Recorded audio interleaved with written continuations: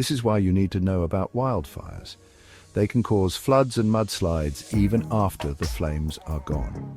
The devastation doesn't end when the fire is extinguished. In fact, the aftermath can be just as catastrophic, if not more so, than the fire itself.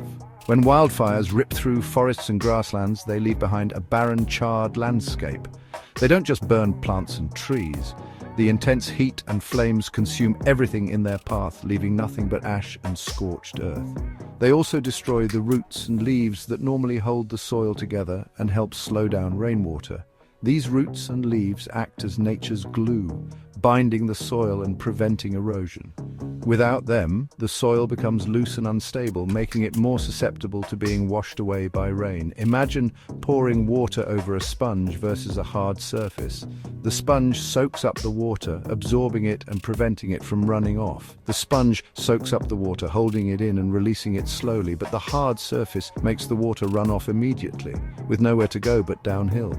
After a wildfire, the ground becomes that hard surface.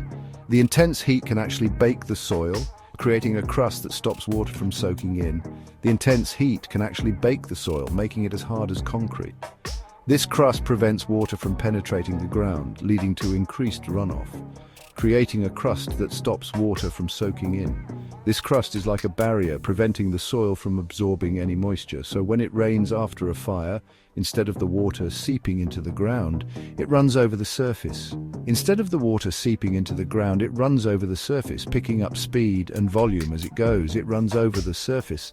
This can lead to flooding because the water has nowhere to go. This can lead to flooding because the water has nowhere to go.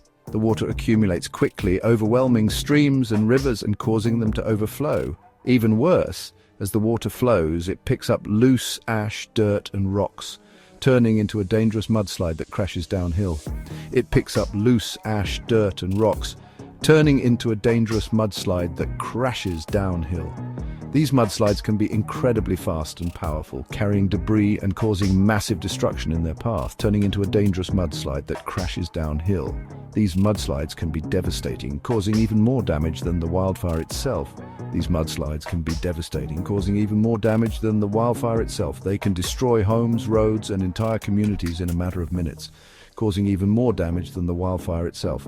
So remember, wildfires don't just burn plants. They damage the soil and put the land at risk for floods and mudslides when it